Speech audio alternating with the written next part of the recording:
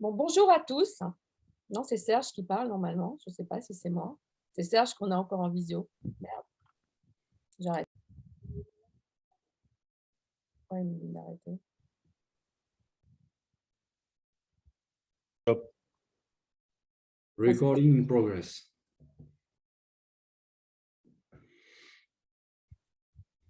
ouais. Bon, je recommence. Bien. Bonjour à tous. Alors, on fait cette visio à trois avec Pascal et Serge. 1, C'est 2, l'anniversaire. 3. Ça commence mal. Non, ça va être le bordel comme d'habitude. Pour l'anniversaire de l'association. Je crois qu'on va laisser la parole à Pascal. Ça sera beaucoup plus classe que tous les deux. Pour cet anniversaire de l'association, on est très heureux que ça fonctionne, d'avoir autant d'adhérents et de réussir à passer ce message de relations vraies. C'est notre idée de faire passer cette dynamique dans l'association, d'écouter la suggestion de tous les adhérents et de faire au mieux pour que cela avance. Tout en sachant qu'il n'y a pas une psychanalyse, il n'y a pas une méthode, il y a des psychanalyses. Autant de possibilités que d'individus, autant d'échanges que de possibilités. Donc voilà, donc je suis très contente des supervisions de groupe qui sont faites avec une profondeur, avec beaucoup d'humanité. C'est ce que j'en attendais. Et je pense que là, je ne sais pas comment on va faire, mais tout le monde s'inscrit, donc on va peut-être obligé à un moment de faire des groupes. Je ne sais pas, on verra cela ensemble. Évidemment qu'on a été montré du doigt par certaines associations par rapport à ces supervisions de groupe, parce qu'on montrait quelque chose de différent. Ce n'était pour nous ni une analyse de pratique, ni une analyse de cas, même si des fois on dérivait dans ce sens-là, ce n'était pas le but principal au départ. On le fait avec énormément de profondeur, énormément d'humanité, et je pense que cette différence, on va la continuer parce que ça marche. Voilà, donc je vais laisser à Pascal. Pascal, allez, on te laisse la parole, Pascal. À Oui. toi. Vas-y. Bonjour à tous. Alors, je suis ravi de faire partie de cette association qui a vu le jour l'année dernière, donc il y a pile un an maintenant, et d'avoir pu contribuer à son développement, moi à mon niveau en tant que secrétaire. Et donc, voilà, mon rôle pour l'instant, c'est de communiquer, d'enregistrer et d'être en lien avec les différents adhérents et puis avec mes chers coprésidents d'organiser des événements, une programmation, des échanges et également des publications pour l'instant via notre groupe Facebook, même si assez récemment notre site internet a vu le jour et y figurent quelques éléments, mais bon, pour l'instant, il n'y a pas, il a pas encore de programmation, d'événements qui figurent sur ce site-là. Mais voilà, on va y travailler. Et donc là, pour cette rentrée, bien sûr, on va réfléchir aussi pour proposer différents événements. Donc, il y a déjà effectivement des pratiques qui sont mises en place, notamment les supervisions, des visioconférences, des groupes de parole. Et on pensait également proposer des groupes de travail, euh, un peu à l'image des cartels, c'est-à-dire d'organiser des échanges par petits groupes autour d'une thématique qui peut être une thématique sur la clinique, bien sûr, mais ça peut être aussi sur une lecture, sur un champ théorique. Et bien sûr, il y a toujours dans ces deux oppositions forcément des articulations qui s'opèrent entre la théorie et la clinique. Voilà, et donc je pense qu'on va lancer ça aussi en plus cette année et voir comment on peut justement faire participer un maximum de nos adhérents, voir quelles sont les demandes pour qu'il y en ait plusieurs peut-être, avec peut-être aussi des personnes qui seraient organisateur, catalyseur, ce qu'on peut appeler dans les cartels le plus un, et qui non pas a un rôle d'expert, mais un rôle de relance dans le groupe pour voilà, faire en sorte qu'il y ait un travail un peu à l'image de l'analyse, un travail d'analysant collectif pour dégager eh bien, des problématiques et aboutir au bout d'un certain temps, en général c'est au bout d'un an, aboutir à une communication, à une présentation collective devant les autres adhérents, une présentation de ce qui a été, de ce qui a été travaillé, de ce qui a émergé au sein du groupe. Voilà. Donc, on fera ça, je pense, courant septembre ou octobre, d'une présentation, une sorte de rentrée peut-être, comme on dit, une rentrée des cartels, mais une rentrée aussi où on pourra échanger sur les différents événements. Alors, j'allais dire les différentes formations, mais notre école ne propose pas en tant que telle des formations psychanalytiques ou des formations pour devenir psychanalyste, mais des échanges qui peuvent aboutir à des enseignements, sans parler d'enseignements théoriques, mais des enseignements entre praticiens, entre analysants, avec effectivement des formats différents, des formats qui sont plutôt destinés aux psychanalystes, à travers par exemple les supervisions, mais aussi des formats qui peuvent être destinés aussi à des gens en formation ou qui ont une pratique débutante en tant qu'analyste ou praticien, ou simplement des gens qui s'intéressent à la psychanalyse, des analysants, et qui souhaitent échanger, s'enrichir de la culture psychanalytique, de la culture, j'allais dire, un peu scientifique, même si la psychanalyse n'est pas une science.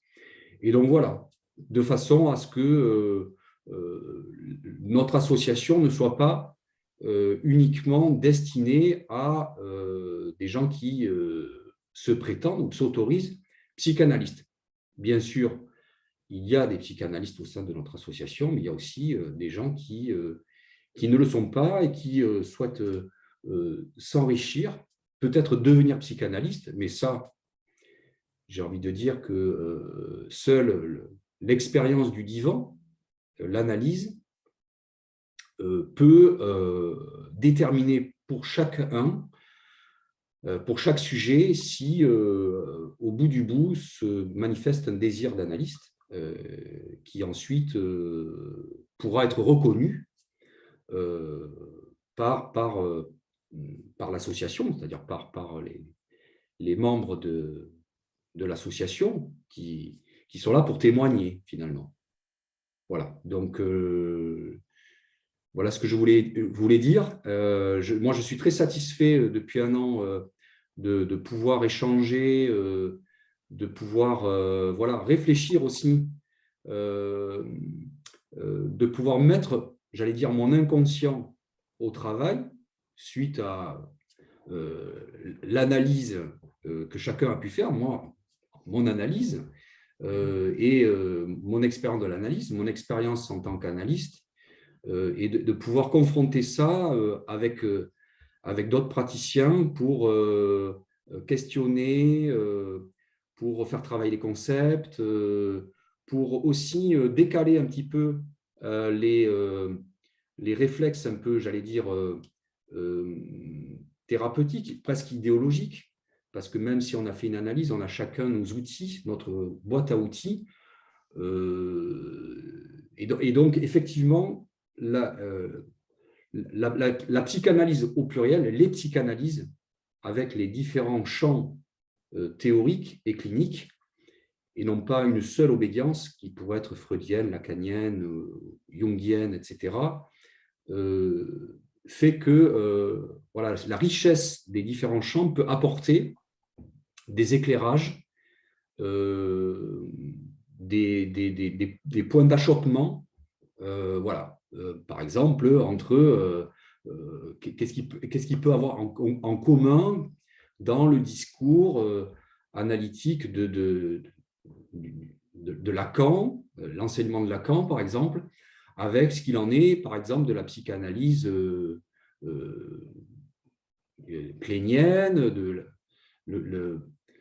Wilfried de Bion ou d'autres psychanalystes qui ont apporté des concepts différents et qu'est-ce qui peut justement apporter dans cette mixité théorique, qu'est-ce que ça peut engendrer comme nouveauté. Donc il y a ça, il y a les concepts, et il y a aussi bien sûr les parcours analytiques qui sont singuliers, différents, qui fait que ça évite les effets, j'allais dire les effets de colle, les effets de ce que Lacan appelait de dissension imaginaire, le fait que chacun se colle un peu à l'image de l'autre, et donc qui fait qu'on reste un peu dans une espèce d'entre-soi et avec un jargon qui pourrait aller avec, théorique, clinique, et qui, à mon avis, est un frein justement à rendre une psychanalyse, un exercice de la psychanalyse ouvert, un exercice de la psychanalyse évolutif, pour éviter de s'enfermer finalement dans un champ théorique, dans un champ associatif. Voilà. Maintenant, c'est vrai que une association, quelle qu'elle soit, ce sont des gens qui se rassemblent et forcément, il y a des insuffisances. Ça ne peut pas être un système parfait. C'est un système qui doit rester ouvert, mais qui en même temps peut se fermer autour de pratiques et de façons de faire qui peuvent se scléroser et qui peuvent amener peut-être certains à se sentir un peu étouffés ou ne pas pouvoir exprimer son désir de formation, son désir d'analyste, ce qui amène effectivement certains psychanalystes, tout du moins, à ne pas vouloir s'associer, à rester un petit peu isolés, faire cavalier seul, pour garder une certaine indépendance, une certaine liberté d'esprit. Bon, voilà, donc effectivement, on essaie d'articuler tout ça et voilà. Donc, pour l'instant, en ce qui me concerne, j'ai ce désir, au-delà de l'analyse, ce désir associatif et de confronter mes points de vue, certaines oppositions, certaines prises de position, qui fait que ça alimente le débat, ça alimente le désir. Et je conclurai peut-être par ça que pour moi, la suite logique du transfert analytique qui a lieu pour un analysant au sein de la cure, une fois qu'il a pu peut-être aboutir, doit pouvoir se poursuivre dans ce qu'on pourrait appeler un transfert de travail. Et un transfert de travail, il peut se faire effectivement en lisant des bouquins, en étudiant et en s'inscrivant à l'université peut-être pour étudier la psychanalyse ou la psychologie. Voilà. Mais au-delà, je pense que c'est la rencontre avec d'autres praticiens dans les échanges qui peut vraiment alimenter au un par un ce transfert de travail, entre guillemets. Et donc, ça passe par effectivement tout ce qu'on essaie de mettre en place et qui peut voilà, satisfaire, ou du moins qui peut alerter certaines personnes, enfin, nos adhérents, pour y participer. Et bien entendu, on attend dans nos rassemblements aussi, justement, que nos adhérents, ceux qui s'investissent au sein de l'association, puissent proposer, être force de proposition, puisque en aucun cas, nous, en tant que membres du bureau, nous trois, notre objectif, ce n'est pas d'accaparer un pouvoir au sein de l'association pour organiser, je dirais plutôt qu'on ait une chambre d'enregistrement, qu'on ait force de proposition aussi, et investi dans notre mission, catalyseur justement pour que chacun puisse faire vivre l'association. Voilà, j'en ai terminé pour ce que je voulais dire sur notre association telle que je la voyais depuis qu'elle a vu le jour l'année dernière. Je passe la parole à Serge. Voilà, vas-y. Serge, je t'en prie. Bonjour à toutes et à tous. Merci pour ton intervention, Pascal. Effectivement, je te rejoins tout à fait. Déjà, joyeux anniversaire à toutes et à tous, à tous nos adhérents, à nous trois. Comme je disais tout à l'heure, on fait cette petite conférence à trois. Allez, 1, 2, 3, on fait la conférence, c'est parti.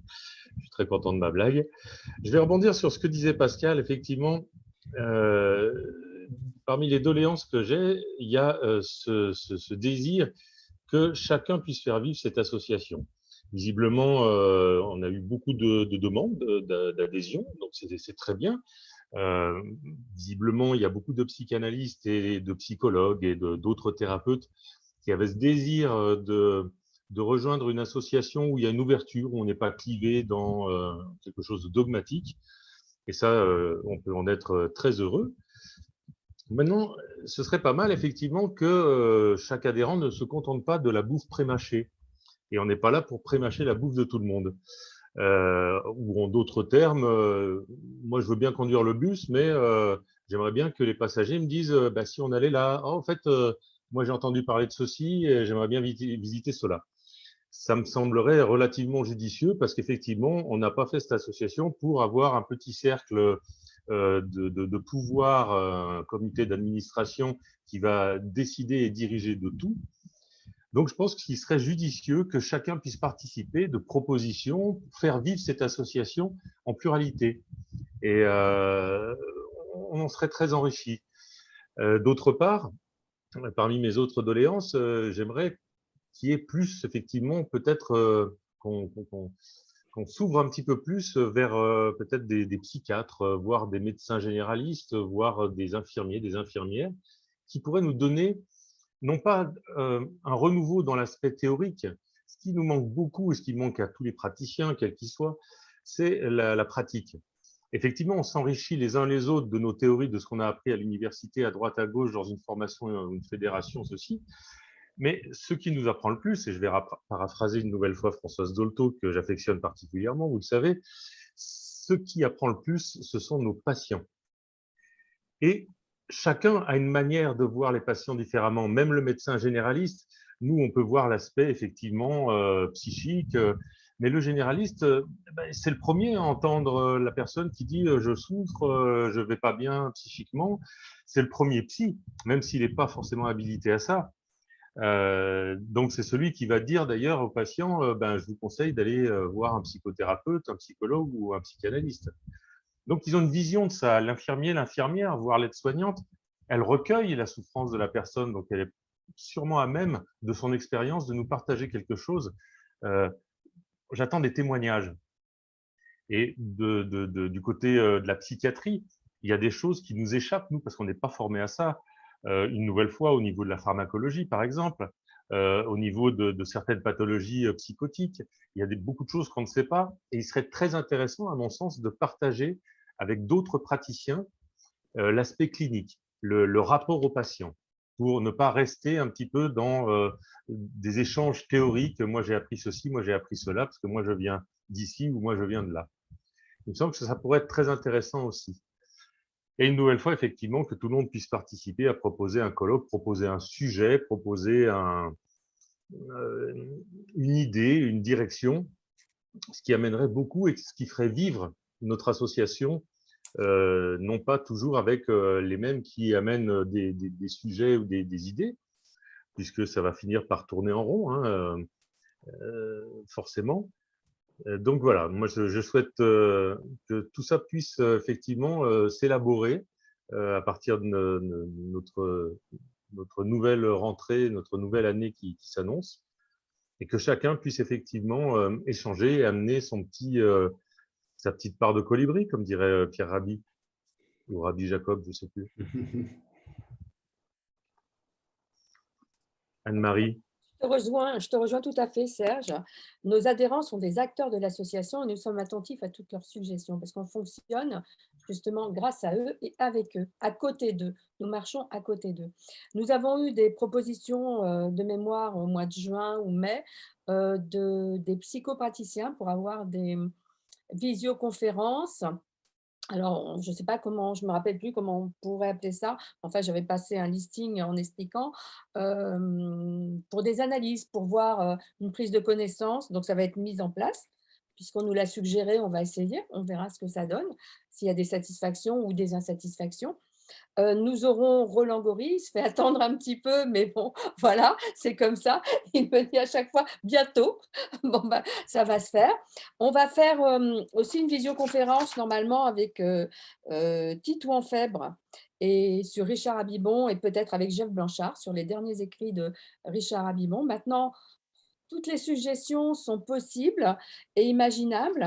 Je les attends avec plaisir. Elles seront toutes étudiées, donc en fonction évidemment de nos disponibilités individuelles. Alors, on va aussi faire une visioconférence prochainement, si vous êtes d'accord tous les deux, pour l'anniversaire de l'association, où chaque adhérent pourra parler, dire ce qu'il a envie de dire. Ses suggestions en direct en visio. Je pense que c'est aussi une bonne idée d'ouvrir ça, voir ça, je ne sais pas, peut-être courant octobre, enfin je ne sais pas, selon les disponibilités de chacun. C'est bien aussi, c'était l'idée de Serge, j'y adhère complètement. Ouvrir une visio et demander, voilà, pour les 1 an de l'association, faire un petit peu le bilan de notre côté et voir ce que chacun souhaite, dans quelle direction on veut aller ensemble. On pourrait ouvrir un sujet aussi qui me semble intéressant parce qu'il y a quelque chose de récurrent ces derniers temps, c'est sur la légitimation du psychanalyste. On voit de plus en plus de fédérations de formation qui proposent de légitimer les personnes, de gens qui rebondissent de fédération en association, en master, en université, mais sans jamais passer le pas à la clinique, c'est-à-dire à ouvrir leur cabinet et à recevoir des patients, alors que c'est vraiment véritablement le patient, une nouvelle fois, et l'exercice qui apprend le plus dans ce métier, au-delà de tout concept. C'est la réalité, le concept de réalité. Et toutes ces fédérations qui veulent se rapprocher des institutions, des masters universitaires, Paris 8 notamment, tout ça, pour légitimer. Pourquoi ce besoin de légitimer? On entend aussi beaucoup, et je pense qu'on peut le mettre en parallèle, ce désir de ramener la psychanalyse au premier plan et de la faire lutter contre d'autres formes de thérapie, dire qu'il ne faut pas que la psychanalyse disparaisse. Et moi, je me pose cette question, quelle est la symptomatologie de ce grand nombre de personnes qui ont du mal à se légitimer, si ce n'est par un tiers, qui ont du mal à s'émanciper de leur père, et qui ont cette peur que la psychanalyse disparaisse. Il faille absolument défendre la psychanalyse, bien qu'on sait que le gouvernement voudrait récupérer la psychanalyse, mais ça, il le fait depuis 1904, et Freud en a parlé dans la question de l'analyse profane, quand les médecins voulaient récupérer à leur discipline cette psychanalyse. Mais qu'est-ce qui se passe actuellement? Qu'est-ce qui fait que chaque psychanalyste ne se sent pas autorisé par lui-même, pour paraphraser Lacan, et qu'il a besoin de défendre son église comme un clocher en disant « Oh là là, mais la psychanalyse risque de disparaître ». Qu'est-ce qui se passe? C'est symptomatologique. Je pense qu'on pourrait avoir un débat très intéressant entre tous nos adhérents pour faire parler chacun de ses peurs, de ses inquiétudes, ou de son, pour ma part, par exemple, largement rien à foutre. Et pourquoi j'en ai rien à foutre? si on m'interdit d'exercer sous le nom de psychanalyste, j'exercerai sous le nom de psychoanalyste, comme disait Jung peut-être, ou au pire, je mettrais chez Serge à la bonne bouffe. Enfin, je sais pas. Mais il se passe quelque chose. On est vraiment dans une société en perte d'identité. Et qu'est-ce que cette perte d'identité vient résonner en chacun de nous? Puisque, revenons encore à ce concept, s'il y a recherche d'identité, il y a recherche de s'identifier, donc d'être identique à, et donc une carence dans l'individuation. Oui, vouloir posséder la psychanalyse pour la faire sienne alors qu'elle ne nous appartient pas. C'est comme dans un couple. Pourquoi vouloir posséder l'autre pour qu'il devienne soi? Enfin, tu vois, ça fait plein de réflexions. Les gens ne s'interrogent pas sur ça. Ils veulent posséder, ils ont peur de perdre. Mais ça nous interroge en psychanalyse, cette attitude. À mon sens, qui autorise, qui apprend, et in fine, c'est le patient. Le patient nous autorise. Dès lors où le patient va exercer un bouche à oreille et que notre cabinet, nos consultations vont se diversifier et se multiplier, à ce moment-là, ben, on peut se dire que oui, le résultat, la patientèle vient nous autoriser. Et par là même nous apprendre davantage, puisque de toute façon, et c'est le but de l'association des psychanalyses, chaque patient va amener sa psychanalyse. C'est le patient qui amène la psychanalyse. Je suis psychanalyste, mais je vais devoir apprendre en quoi vais-je pouvoir me rendre disponible et rendre service à ce patient singulier-là. C'est bien dit ça. Je suis d'accord avec ça, que effectivement la posture de l'analyste, pardon. Oui, non, j'ai eu un bug, je ne voyais plus l'image. Je disais que la posture de l'analyste, c'est effectivement d'être enseigné par l'analysant, mais ça ne veut pas dire aussi que c'est une façon aussi de se nourrir et de régler ses problèmes qui ne seraient pas résolus aussi. Donc là aussi, il faut faire attention à ça. Je pense qu'effectivement, il y a le travail analytique qui a dû aboutir à ce qu'on pourrait appeler une fin d'analyse qui fait émerger de manière singulière pour chacun un désir d'analyste.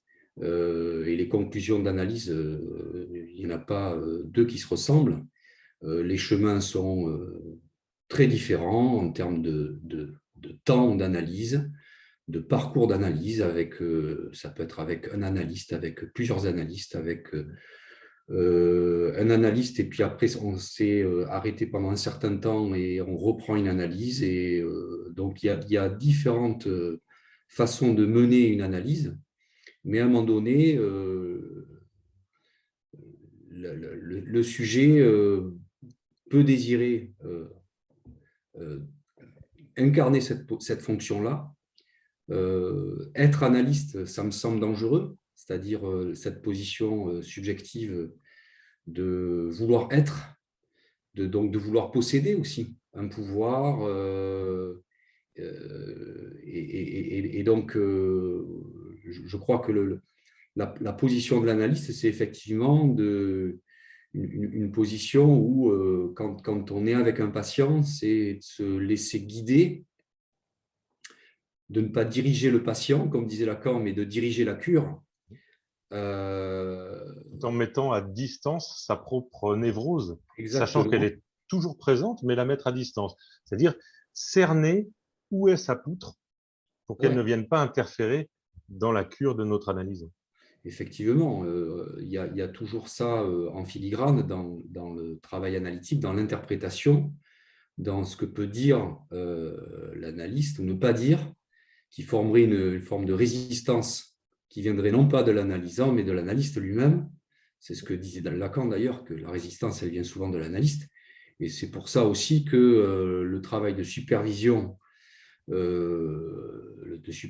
individuelle, quand on voit un superviseur ou un contrôleur, si on emploie le terme lacanien, le contrôle sert à ça aussi, de voir ce qu'il en est de la façon dont on a été touché dans notre être même par l'analysant, pour éviter de trop projeter ou de faire fausse route ou justement de diriger ou de mal diriger l'analyse, ou même de diriger ou de mal diriger le patient, ce qui sera encore pire. Donc, ce travail-là de supervision, effectivement, il est essentiel, et c'est ce qui est proposé au sein de l'association, c'est ce travail de supervision un petit peu collective qui ne ressemble pas à la supervision en tant que telle, à la supervision classique, mais sans que ça soit ce qu'on pourrait appeler un atelier d'analyse de pratique qui resterait sur quelque chose de très conceptuel, de très convenu, où là, effectivement, dans une supervision collective, il y a un engagement, c'est ce qu'on demande d'ailleurs, puisque ça concerne aussi les psychanalystes, qui puissent un petit peu aussi se mettre un peu à nu dans ce qu'il en est de difficultés rencontrées ou simplement de choses qui demandent à être éclaircies, qui restent opaques. Et donc, il y a tout un tas de choses comme ça qui nous apparaissent en tant qu'analystes. Alors, pas sans arrêt, mais il y a des moments dans les analyses où il y a des choses qui nous interpellent et qui nécessitent effectivement d'en parler collectivement à d'autres praticiens ou d'en parler à un analyste en particulier.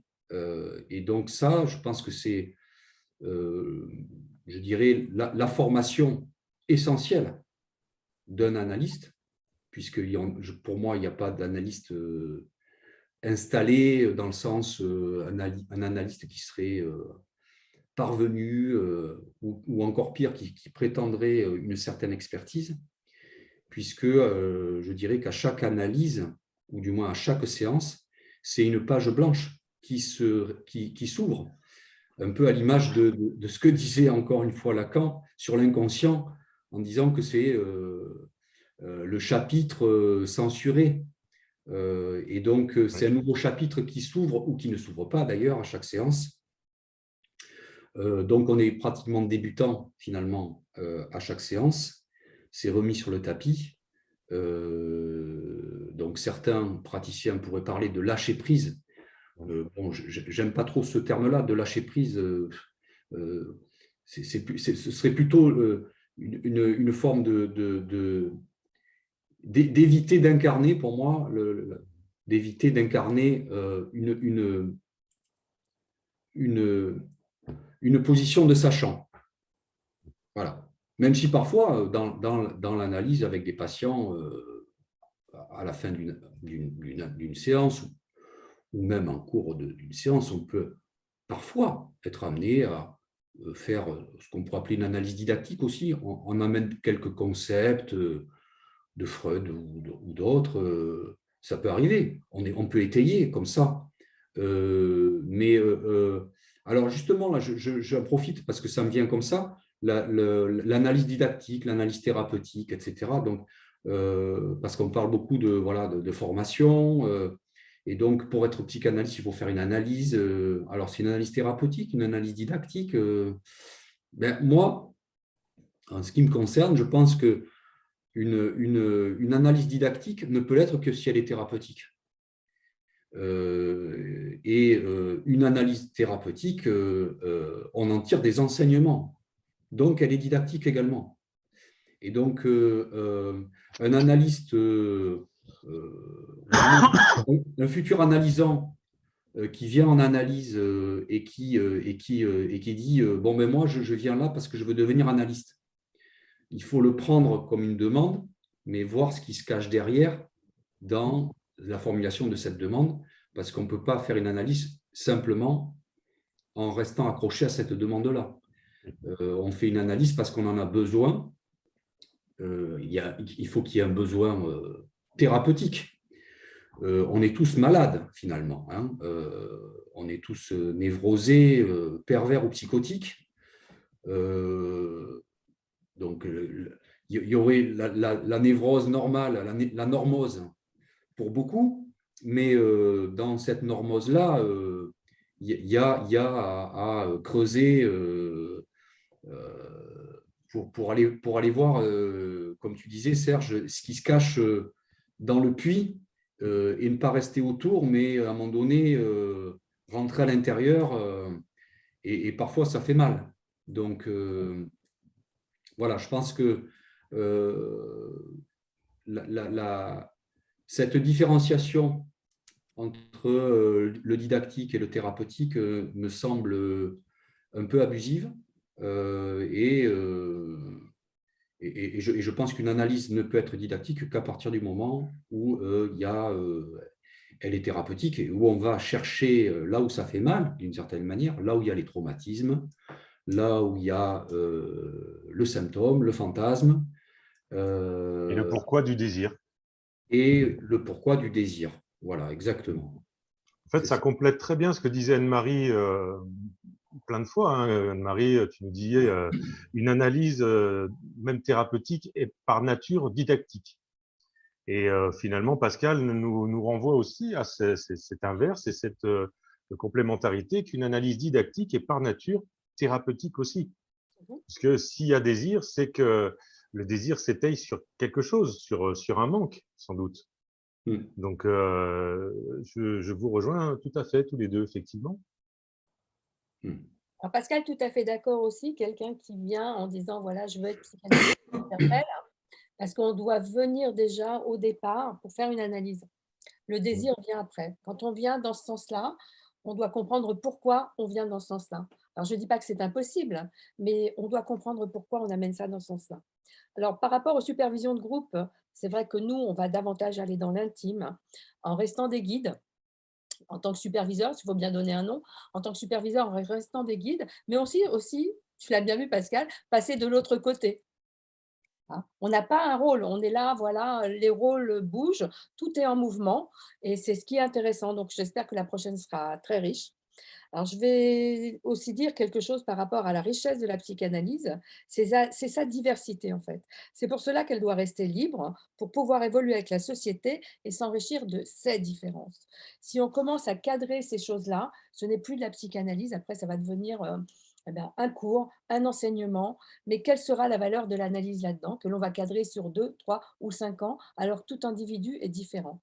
Là, ça me semble tout à fait aller au contraire d'eux. Et quel sera le bénéfice pour les patients? Je pense qu'à la longue, aucun.